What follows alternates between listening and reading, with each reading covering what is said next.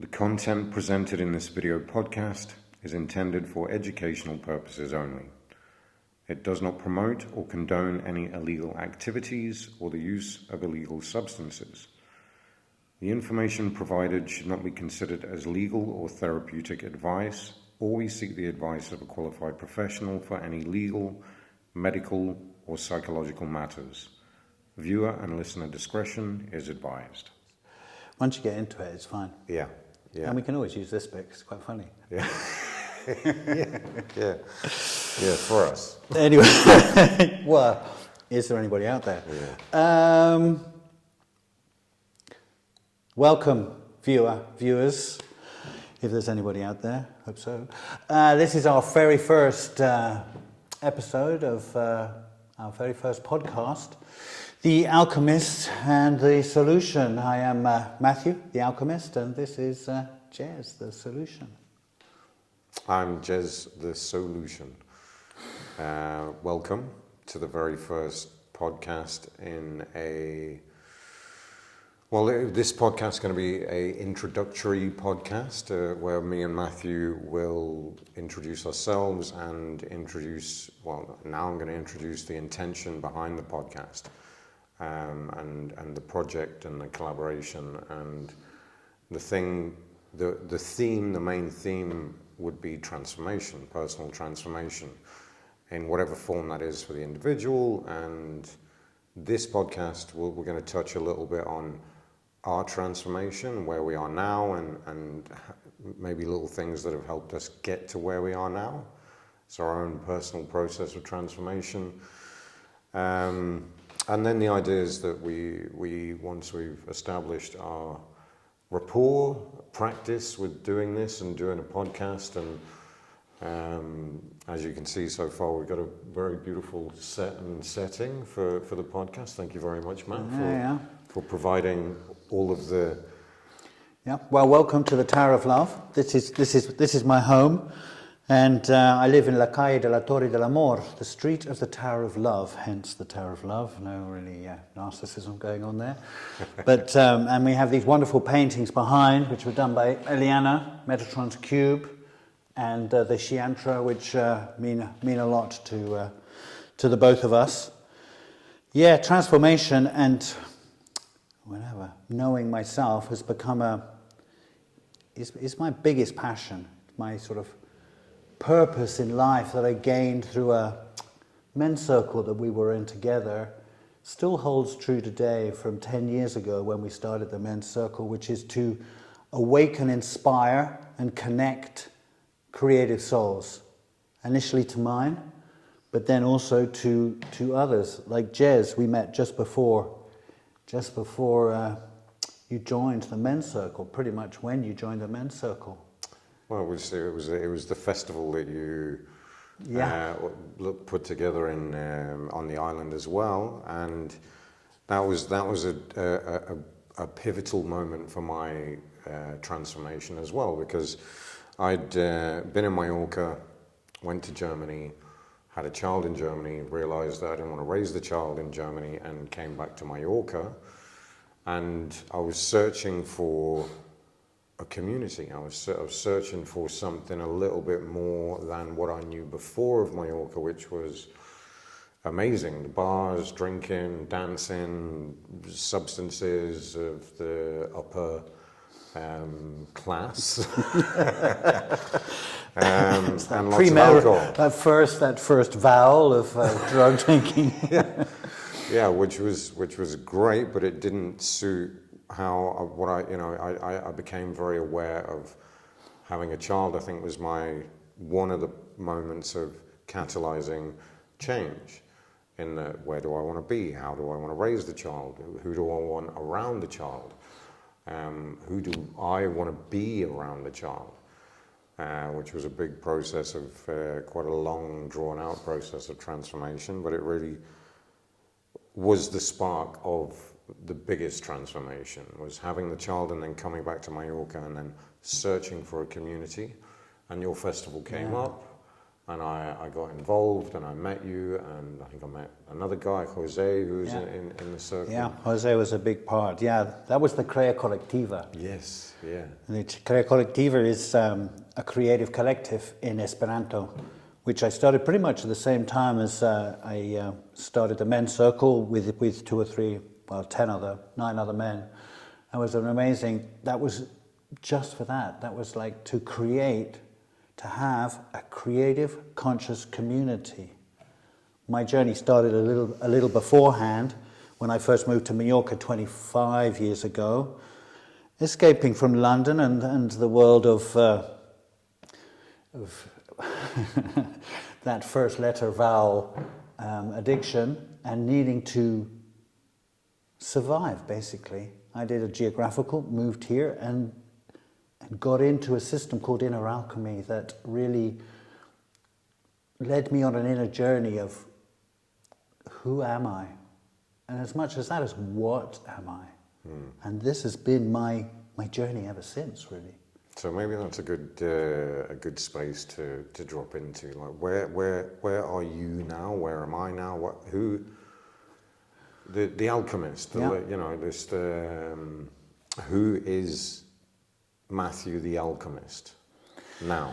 Yeah, it's amazing because I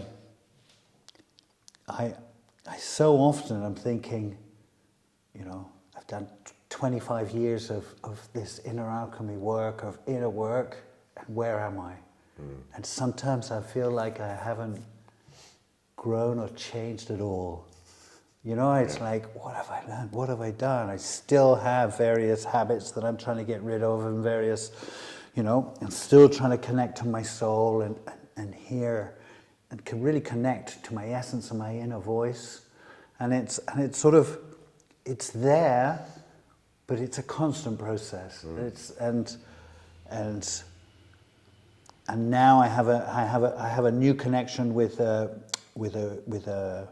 medicine woman who I'm working with, Munai, who's amazing, and it's really given me a cauldron to work with, a space for me to be able to put in the all of the lessons that I've been learning and make them very practical.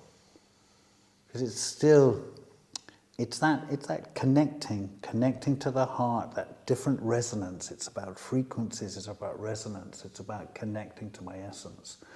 And although I feel in one way I have changed an enormous amount, and still change every day, but there's other times when it's like, I'm still going through these things. But then all the lessons that I've learned have gone, okay, it's fine. Go back. Look. Observe. The 3 of the main things within the process that I'm doing with Munai is observation. Be aware. Be aware of what I'm doing. Be aware of my frustrations. Be aware of when I'm repeating bad habits. And take self-responsibility. Observation, self-responsibility. It's up to me to change myself. And then compassion. And compassion, for me, is this connection to my heart intelligence. And so this is a constant daily. I'm journaling, just started journaling, which I was never able to do much of before. So I go to a lovely cafe down in Santa Catalina and sit there on my own and write to myself.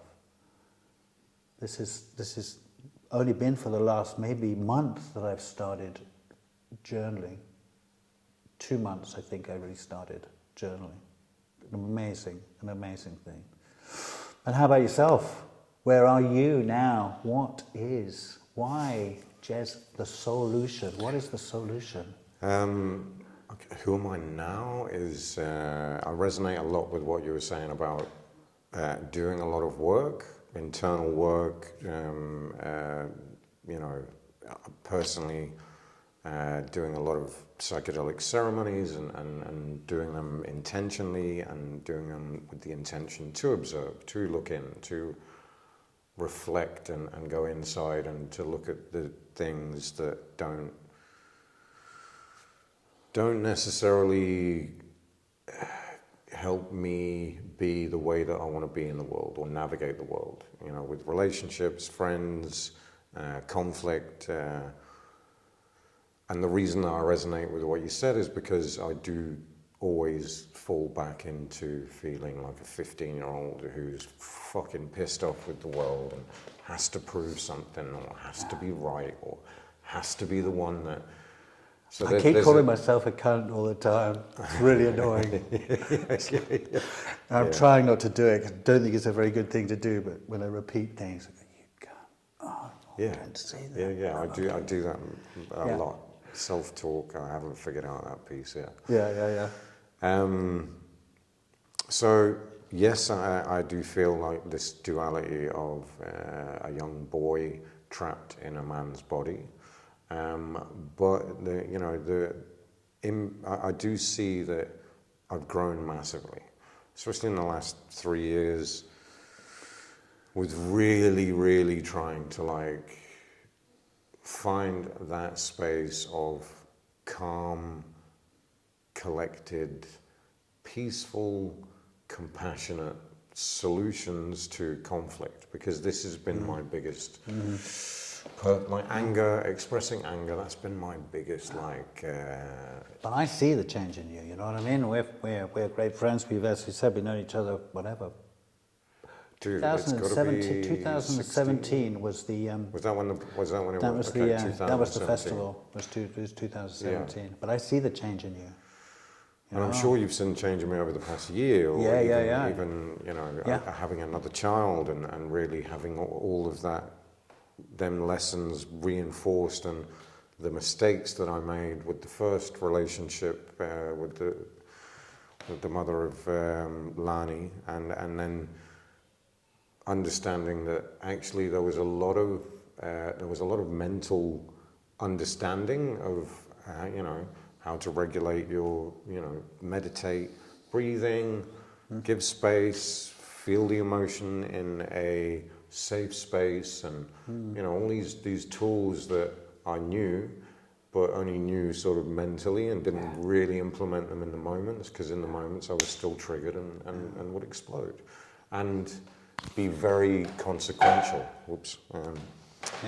You know, my consequence was very much cutting off, and now I feel like I'm really in a space with people around me that if I have a conflict, we can express it, but we can also empathize with each other, and we can also slow things down a little bit, and we can also come back, and I mean, we've experienced a little bit of conflict in our friendship, and I feel it's helped us get here to a space where we're closer, and care more for each other, and understand each other more, and understand each other's borders and boundaries more, which is a thing that people get mixed up in, you know.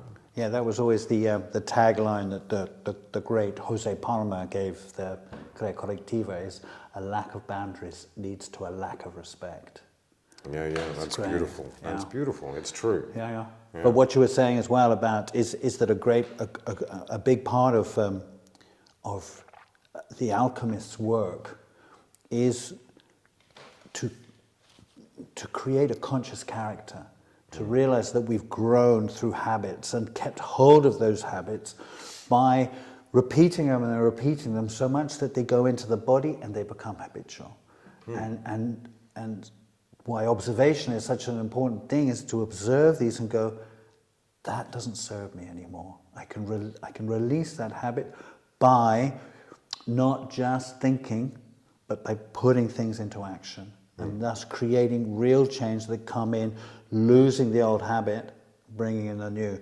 This is the sort of other part of the work that I'm doing with Munai, CR4, cellular response 4, which is release, is the first R, releasing those bad habits by observation, by taking self-responsibility, by centering in the heart and using compassion for yourself, is releasing those, first R, reinforming yourself, reinforming myself about, okay, what does my heart want to do? How can I create a better conscious character to raise my vibration, to stay in the heart more?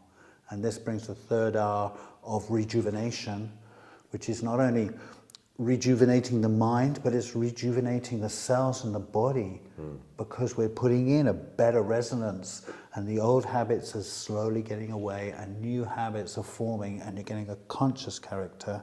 And then the fourth R is remember. One, to remember to do these things in the morning, or do them every day.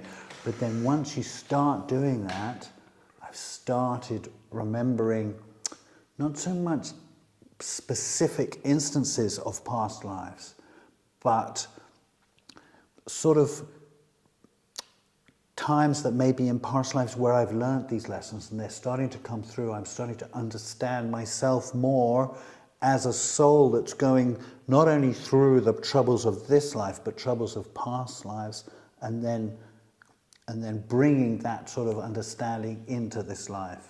And it's not an intellectual thing, particularly. It's not as strong as some people have great, Moonai has wonderful memories and deeper things, but it's more that vibration of how I was before in a past life, which comes up through the ceremonies. Moonai is a medicine woman, and so we're doing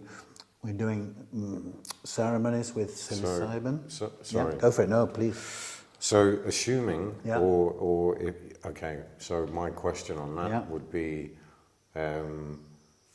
were you better vibrationally in past lives, or is that not no judgment? Just I think there are times in past lives where I've had the same, in various past lives where I've had a similar vibration to where I am now, and those memories are coming in, and it's coming in as much because I'm starting to vibrate in a way that I was in those past lives. So I'm starting to remember the sort of process of connecting to essence, to opening that gateway to essence and connecting to my soul. And thus I'm sort of starting to remember those a little bit.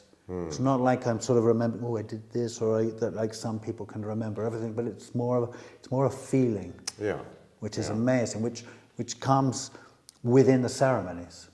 Yeah. I mean, the ceremonies are amazing. They're, and you are guiding. So I've been going into ceremonies with Moonai as a one-on-one situation, and she really helps bring up memories.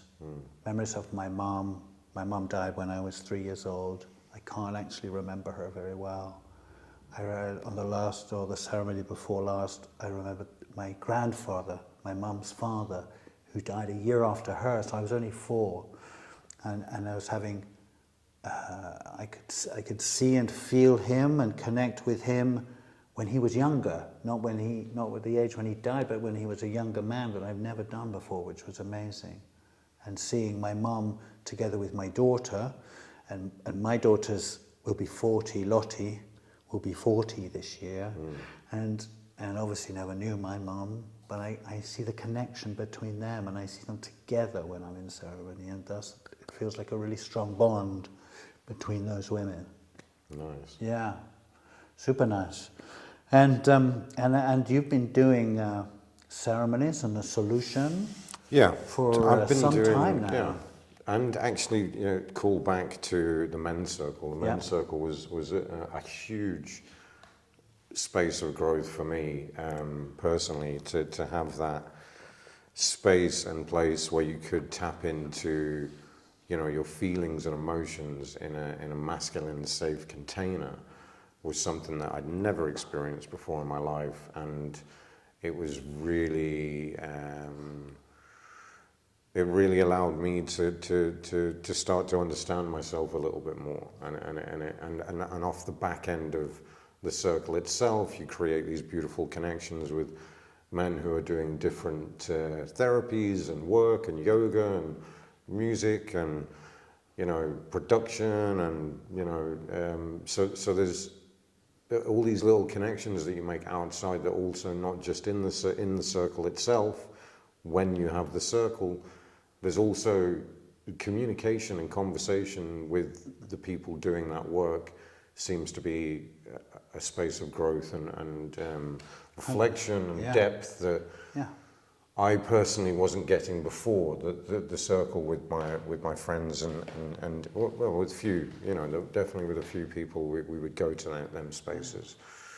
So the men's circle, and it was actually Luke, and it was actually here when I first came to the island, and you invited me to a party, and Luke was here, and I met with him and told him an idea of what I would love to do is to, you know, I'd just done an ayahuasca ceremony, participated in one, and it was amazing, but there was layers of the thing that I didn't personally resonate with or agree with, and that was an idea to, because I feel more connected, you know, genetically to sort of my heritage with the mushroom. You know, ayahuasca is not amazing, but personally, I would definitely do it again, and I've definitely had really beautiful, really healing experiences with it. I feel more connected to the mushroom with my Irish pagan history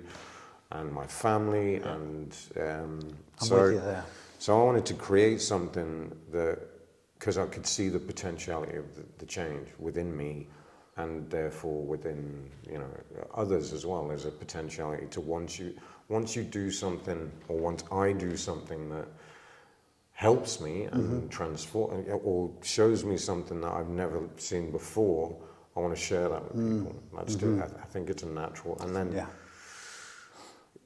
you want to help, and then so that started. I found purpose in the men's circle. My purpose to promote and support the exploration and elevation of consciousness through nature, which I feel is a very beautiful purpose, and I feel very connected to that. Doing this type of, even this project, talking, we're natural, we're nature, we're trying to understand each other, explore, expand consciousness, and we're trying to share that through different mediums now, not necessarily just the ceremonies or your own personal work, or so.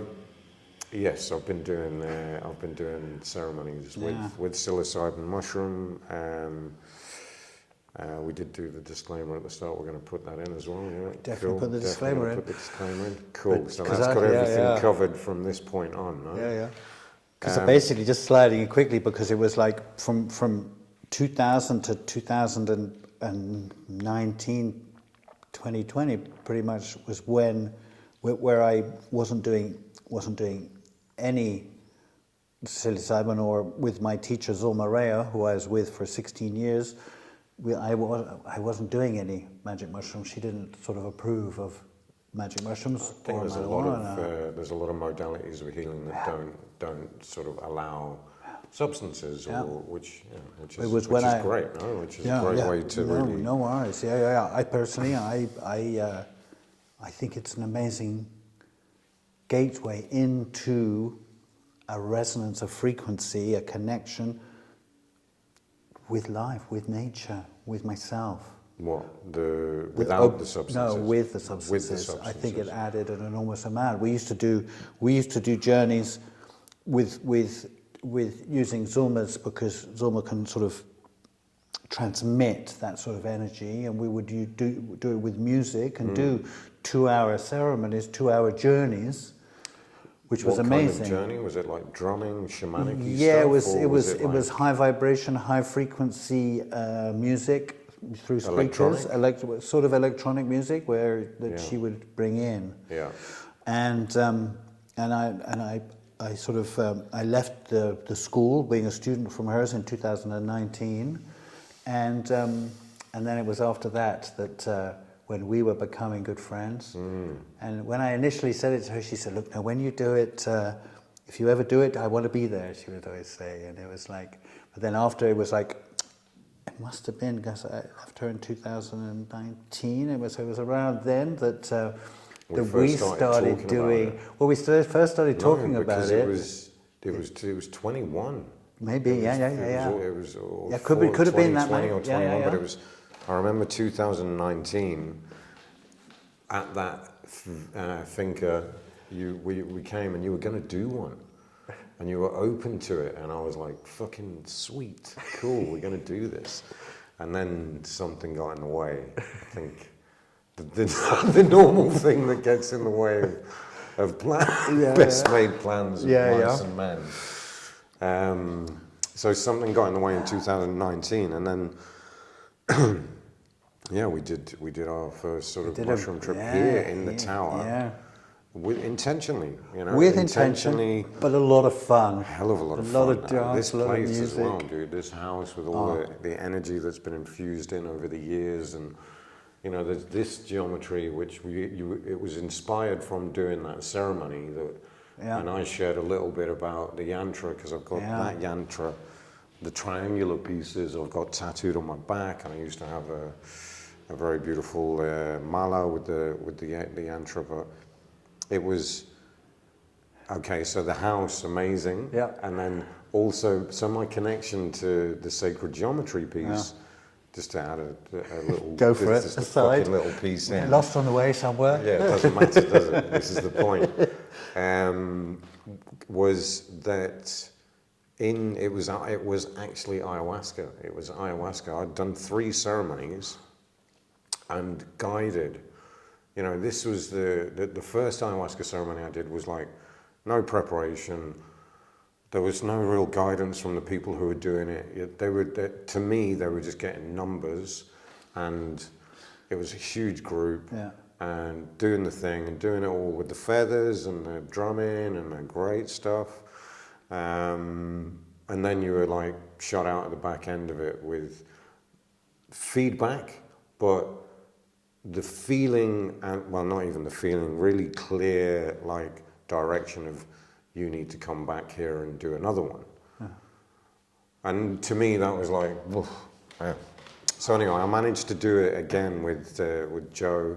She doesn't mind me mentioning her here, but for me, she was amazing. She used to work with these people that I did it, and she was like, she'd sit down with you for an hour before, one-to-one, before we were going in with all the, it was small groups. We did it at the finca that we lived at, so it was convenient for me. She was coming here, and she really was like, "How's your relationship with your mother?"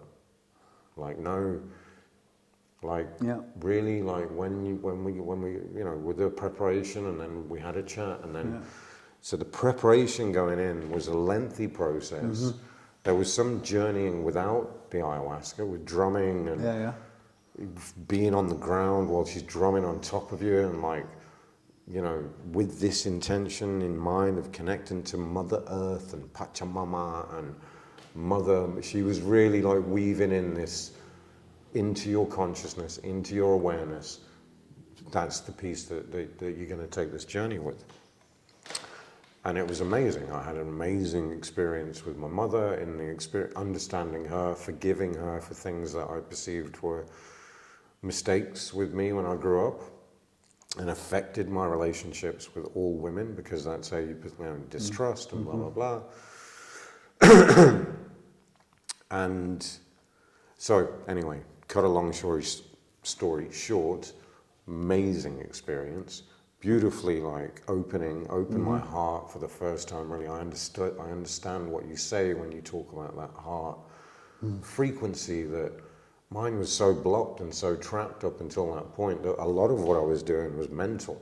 Masculine, mental ways of understanding things. Oh, there's anger, there's this, there's that. But this was like opened up the heart in a really experiential way, with like these visions, the music, all of the senses, and then cracked open the heart to let this flood of love, compassion, just tears and empathy and understanding and amazing experience. And then coming out the back end of that, a month later, I done one on my father, as powerful, as... Still on ayahuasca now? Or we you did moved 2 on ayahuasca to ceremonies. So I did 3 in 2019.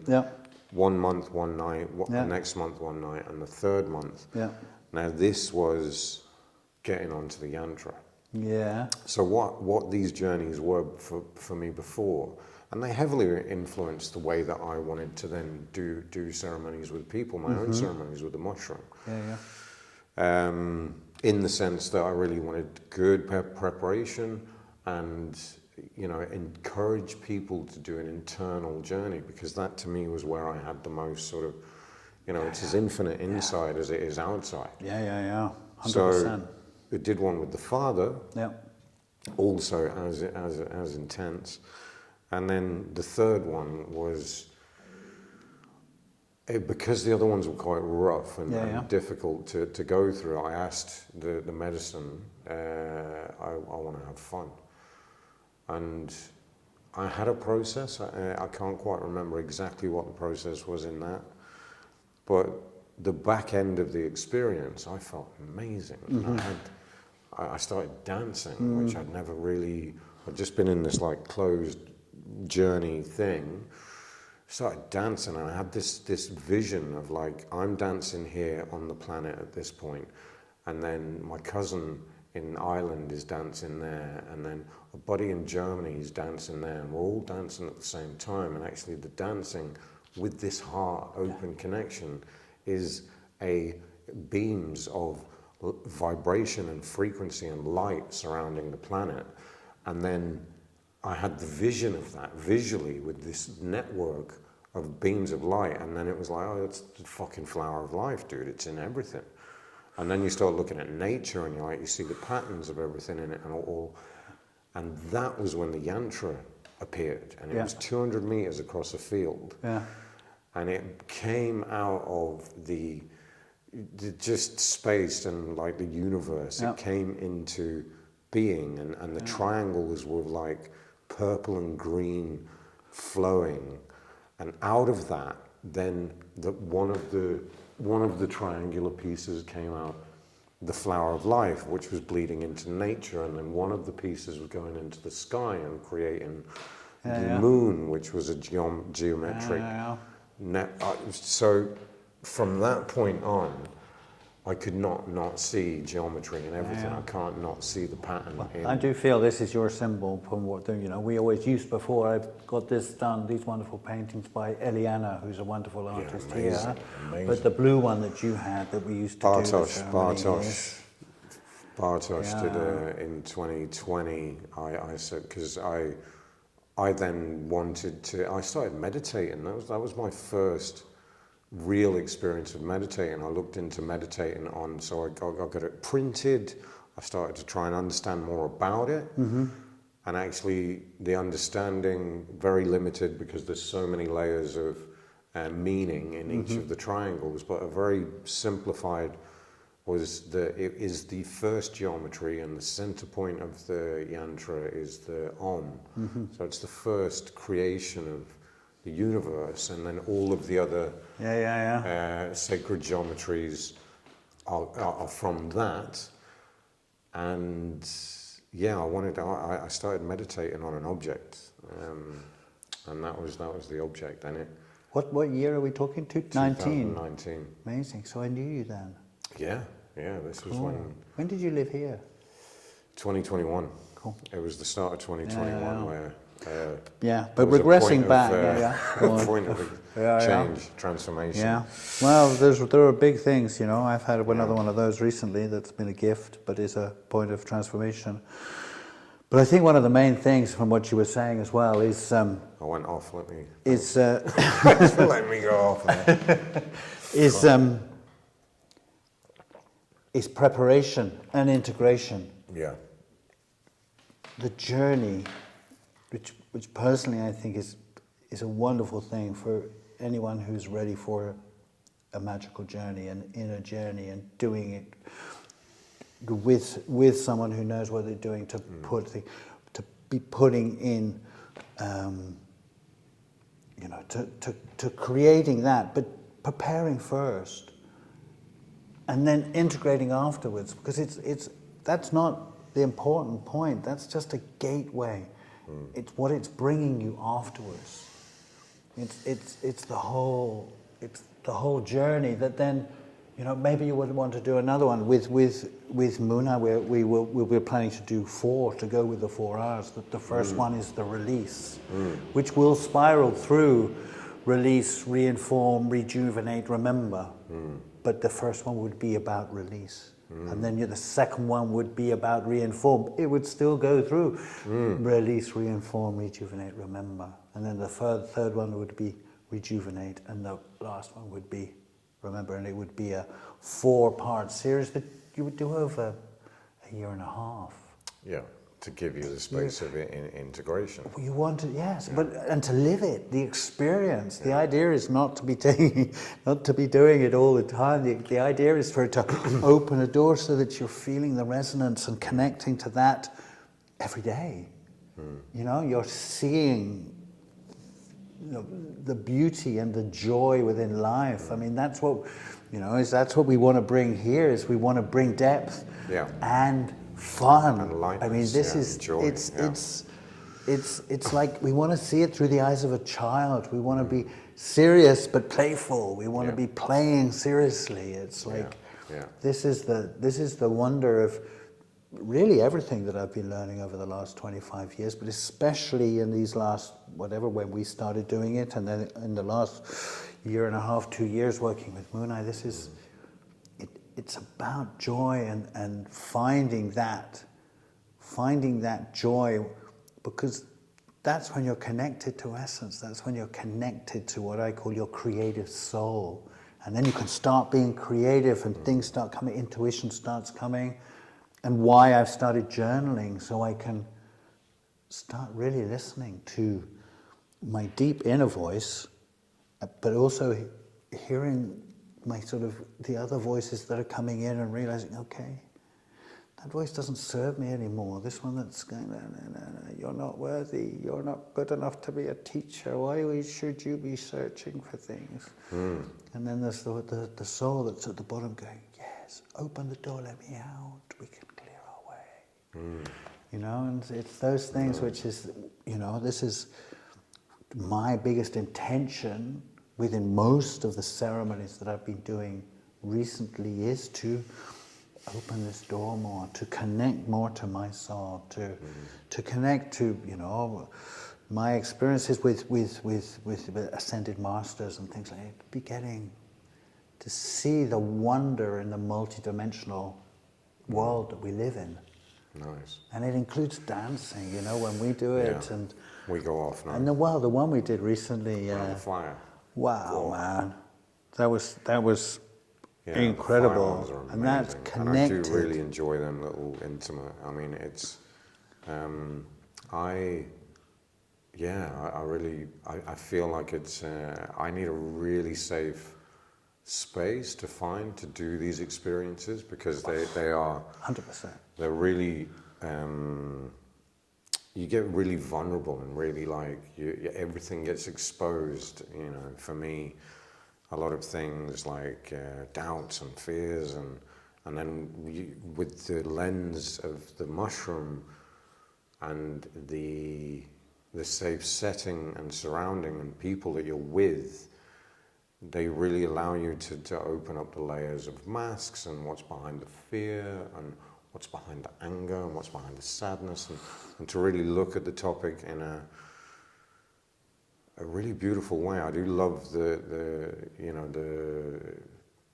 fruit of the gods. That it's the nectar, the psychedelic from nature is this. It's the sacrament, isn't it? It's like the body of Christ. It's like in Christian terms, it would be that little wafer. Yeah. Great. Didn't really connect me to what the mushroom does. They never really put mushrooms in that wafer, did they? Liquid. Had they done that? Yeah, I'd have been I'd have still been with that. That's what we wanted. But that's the thing with most religions, isn't it? That they're taking away the experience. And also they put the barrier in between you and the thing, the God or your God or the. I love to have these therapeutic experiences where you can really look inside and understand your thoughts, behaviors, patterns in a way that's safe, because the medicine, the psilocybin, connects you to that really love, nature, being held, God's holding you, whatever that is for the individual.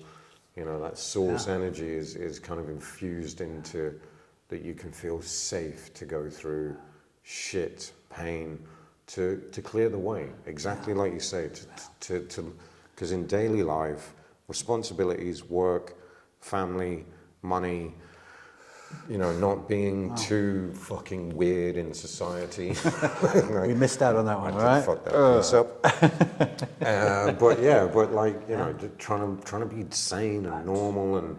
But the thing is, it brings that when you get that, you're working in a space, safe space, which is what you want to do when you're doing the mushroom. But when you're coming out, it sort of enables you to be more vulnerable outside because you're feeling more of a connection inside. This is the integration piece. Exactly. I mean, otherwise you just go into these expanded states of consciousness and connection to the universe and love. But it's in that 4 or 5 hour space, whereas if you keep trying to reach these expanded spaces, you will pretty much only attain it there. You're not going to bring it back into your relationships, into your life, into the daily. Like, we need to involve it. I haven't taken anything. Well, okay, hold on. Easy tiger. Easy tiger. No, I tried a little some gummies from a guy called. They were Amnito muscaria, so the fly agaric mushroom, the typical toadstool, but they were gummies. The Father Christmas, red and white one. And I've never tried it before because it never really. It was like it's a sleepy experience. I tried a couple of maybe a week ago. I tried a couple of them and tried them at night. And it was interesting because it did definitely intensify the vividness of my dreams, which is really nice. And the feeling of being gone in another dimension for a bit while you're sleeping. It amplified that. So I have had some medicine in some form. But from my last journey, experience with psilocybin, I still feel very connected to that feeling. And I still get that beautiful part of, God, there's patterns and there's things flowing and there's detail that we don't normally see in the eyes of someone or the hairs on their, that you just like detail and beauty in the detail is still amplified from that because I wake up every day going, this is fucking amazing. But for me, it's been reaching them altered states of consciousness and expanded states of consciousness with the infusion of love from whatever it is that is behind it all that allows me to have that on a more daily basis. No, it's definitely the main part. I mean, I get it occasionally. I get that feeling. I smoke a little bit of marijuana nowadays, but not very much. And I know that I have it pure, and I have 2 or 3 tokes, and then I'll go for a walk with my headphones on, and I'll feel that, you know, I'll feel that release a little bit because it brings me up, and it makes me dance. It makes me less Conscious. Less self-conscious, so that I sort of dancing a little bit in the street, nice. and people think, because I have that sort of big smile, feeling happy, got the music on, dancing down the street, smiling at the people. Shine your light. That's what. Shine your light. Exactly. That's what. Be a shiny little thing in the universe as well. That's what we want. And try and spread it in different ways. Well, so that's a little bit of. To answer the question, who am I? What's the solution? Is that what that's been about? That's all that's been. That's all this intro's been. Is that exactly that? It was the idea, and it actually shifted a little bit to a more fitting sense. But the idea was it was trying to think of a name for a child, and the idea was that because I've been in Spain and soul, S-O-L, is the sun. So I'm like, I love that light. But calling someone soul, and I said, but not everyone's all light. There's darkness as well. So then I looked at Lucian. Lucian connected to Lucifer and what I perceived as in that moment as darkness. But actually, the more I looked into it, so it was bringing them two together, soul and lution. Okay. And that was the idea. So it was actually nice. it was when I had my first child. Okay. That was the idea with that. And then it goes so nice with the soul as well. Well, but it was actually what I was doing is bringing two elements of light together, because Lucifer, Luth, is also. So Lucifer was the bringer of light. Yeah, he's very misunderstood. Exactly. It was People think Satan and Lucifer are the same, and they're not. Yeah. So I was bringing light and light. Which was great. And then it was actually a few years ago, I was talking with Jose Palma, who's great with these, branding and ideas, and I was talking about how to create a name for. So it's not just psilocybin ceremonies, which is great, very clear what it is, but there's also other aspects of what I do. It's one-to-one sessions, it's group sessions, it's microdosing programs, it's DMT sessions. There's lots of different layers that isn't just necessarily. I was playing with this idea again, and he brought the soul, the layer in, which was really. He's amazing like that. Oh my God, dude, that's the fucking thing. Well, because it makes it, because otherwise you'd have to explain solution to people. This is what. Whereas if you put the you in, you're putting you into it, and it just makes it clear straight away. Super cool. He's good at that, isn't he? Yeah, no. And with the Alchemist, it's obviously it comes from doing 16 years of inner alchemy work with Zulma. Yeah. And this changed my way of being on set as well. I was speaking to Guido, who's a really good friend and a drummer and works as an art director, and he was on my last job yesterday on set. Did you mention Guido? He also does chanting, no? Yeah, he does. He does Buddhist, the Nam Myoho Renge Kyo. He's a Buddhist chanter. Yeah. But we were just having a chat on set the other day, and he was just being super sweet about how working with me is very different working on set because of the energy that I bring. And it is that shining of the light. Yeah. It's taking myself out of the way, really. It's not about me. It's about me creating, or me helping create a space so everybody else can connect with their creative soul, that they don't feel vulnerable. They feel in a safe space while they're working, that they can check with me. And I wish I'd recorded it, because it's such a nice thing for us today. But he said it beautifully, and that's what I try and do when I'm working. And it's what I try and do with the Crea Collectiva as well. It's creating the space for people to shine. And I think now the work that I'm starting to do with Munai, and she's created, we'll discuss the visionary compass cards that she's created another time, but this has given me a place to be able to bring all of my knowledge and understanding and share it. Because as I said before, I don't see myself as a teacher. I'm a sharer. I want to share things with people. I want to bring the experience to someone else, and by bringing it to someone else and bringing it to myself at the same time, because it's a two-way street, and this is an amazing thing. I think this is why also this is a nice platform as well for us. I mean, we have to, if we want to express and get across